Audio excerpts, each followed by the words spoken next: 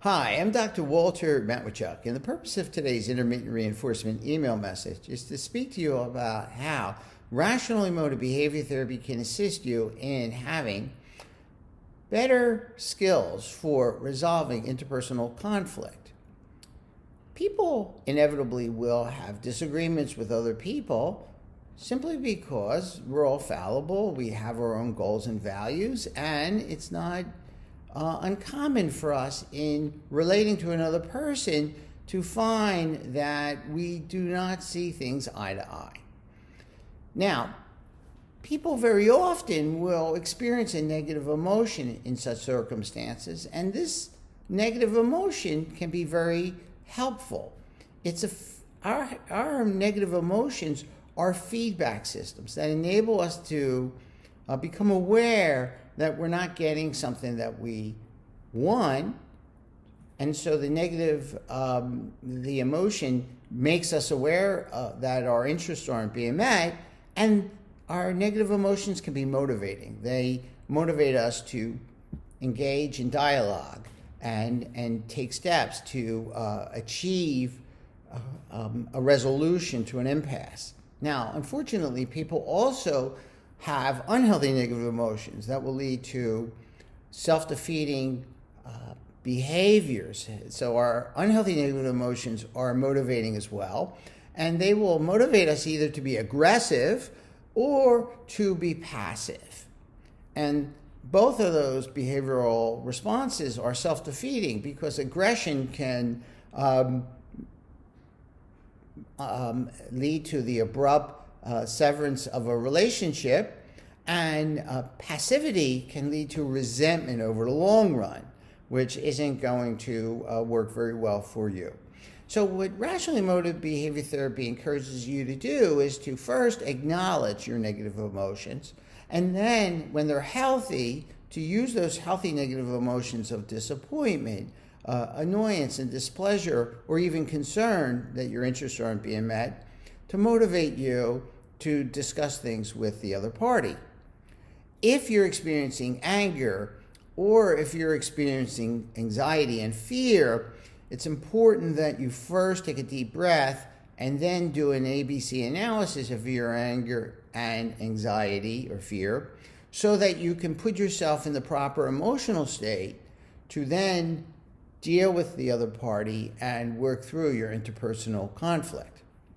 In rational emotive behavior therapy, we encourage you to see that there are two attitudes that very often undermine effective interpersonal problem solving. One attitude is other people have to give me what I want and agree with me, and the other one is I need their approval. Now, when we hold these two attitudes, it's going to make us either prone to anger, and then we're not going to be able to work through disagreement, or we're going to feel anxiety when we say we need the other person's approval and we can't disagree with them. Very often when we say we need people's approval and we can't disagree with them, we then jump to it's unbearable to discuss our disagreements, and that attitude of unbearability will lead to passivity. However, in the long run, that passivity can often lead to resentment. So what we want you to do in rational emotive behavior therapy is to first identify when you are having a negative emotion and to look at it evaluate it as to whether it's functional and healthy, and just bring it to your attention that something isn't right, that you want to discuss with the other party, or whether the emotion is unhealthy. It too will be acknowledging that something isn't right, but then it will be positioning you into a motivational state that will not enable you to do what's best in the long run, which is to have a civil conversation about your disagreements. And so what we're going to say in REBT is when those emotions are unhealthy, you need to do an ABC analysis and isolate the rigid and extreme attitudes that underpin either your tendency towards aggression or your tendency towards passivity. Then you need to do disputing, or what my good friend Wendy Dryden calls dialectical examination of your rigid attitudes, and examine them from the standpoint of their functional utility and the empirical evidence that supports them. So, for example, if you're saying to yourself, look, other people have to give me what I want, well, that attitude won't work in the real world, because people do not have to give you what you want them to. If you believe that they have to give you what you want, there's ample evidence that they really don't have to give you what you want. And so the idea that you want them to do things your way, give you what you want, actually is going to be a more functional attitude, and it's actually consistent with the empirical evidence. Secondly, when you think to yourself that I have to have the approval of the other party, that too won't work very well. It won't allow you to function in the real world, because if you have that attitude, you're not going to risk disapproval by having an open and honest conversation about the partnership or the interpersonal disagreement that you're having. Secondly, if you have the belief or the attitude that you can't bear the awkward moment where you have an open and honest conversation, that attitude also won't allow you to function. You'll tend to be passive. So the attitude that I want people, I want the approval of the other party, and it's uncomfortable when I don't have it, but not unbearable, these attitudes are going to work better to enable you to have a respectful dialogue around the disagreement and enable you to assert your point of view, and as well as listen to the other party's position and then work through the impasse. So in rational emotive behavior therapy, we teach people how to examine the attitudes that lead to their reactions and then modify those attitudes so that they can have pro-social behavior that leads to the best long-term outcomes for them. Now, in REBT, we encourage people to have a position or seek a position of a win-win solution. We encourage people to use the algorithm of putting themselves first and others a close second as a means to seeking a win-win solution, because if you take the alternative attitude where you put other people first and you're always second, then that will work in the short run, but you will tend to be resentful.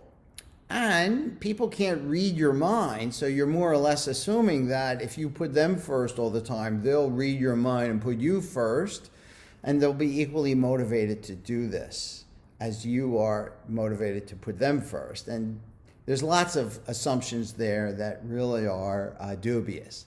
So in rational emotive behavior therapy, we argue that if you strive to put yourself first and others a close second, not a distant second, then you'll be in the best position to sort out the options that you and the other party can have it as possible options to adopt that are going to approximate win-win situations.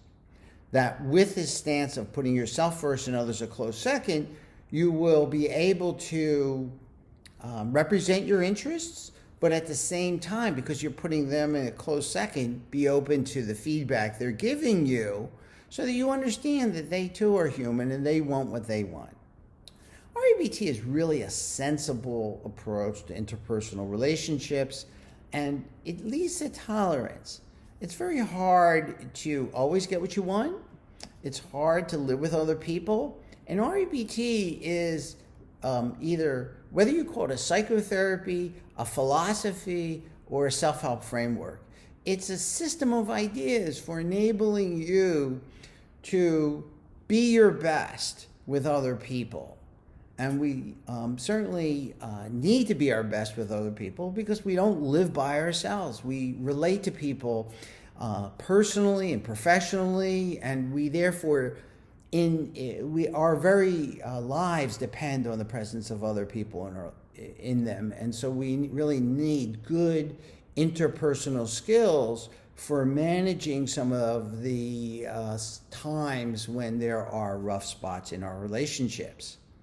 So I would encourage you to read today's intermittent reinforcement email message, which I've linked to the bottom of this YouTube video, and really ask yourself, how might I use some of these ideas in my relationships? And then experiment with asserting yourself in a respectful way.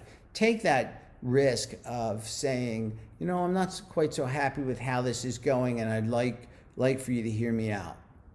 And see if you can tolerate the awkward moment when you bring to another person's attention your displeasure with some sort of agreement that you have with them or the way that they're treating you. I would encourage you to not be too quick to end relationships, but to work through impasses, because I think that it's easy in the short run to terminate a relationship, but it often is not in your best interest. Now, that's not to say that you put up with abuse. It's not to say that you put up with exploitation. There are times in life when it's prudent to end relationships, but I'm encouraging you first to use healthy attitudes to cultivate skills and healthy negative emotions that will motivate you to work through impasses. And if after you give it a good effort to work through an impasse and you're unable to do so, then perhaps it's time for you to end a relationship. I would encourage you to attend my weekly demonstrations on Saturday at 9 a.m. on Zoom here in New York. They are demonstrations where I work with a volunteer and show them how to apply some of these powerful ideas to interpersonal problems they may be having. And it's a good way to learn the system of ideas that REBT is, and then learn how to apply them to your particular problems. And you get a chance to ask questions during these demonstrations. They're free to attend, so write to me at rebtdoctor@gmail.com, and I'll be happy to give you the link. That's REBTDoctor, DOCTOR@gmail.com, and I'll send you the link. That's 9 a.m. on Saturdays. I hope to see you on Saturday, but more importantly, I hope you read today's intermittent reinforcement email message and see if you can take something from it that you can apply to help you get more of what you want and less of what you don't want, which I believe is more social harmony and less social conflict, and the skill to achieve that. Thank you for your attention.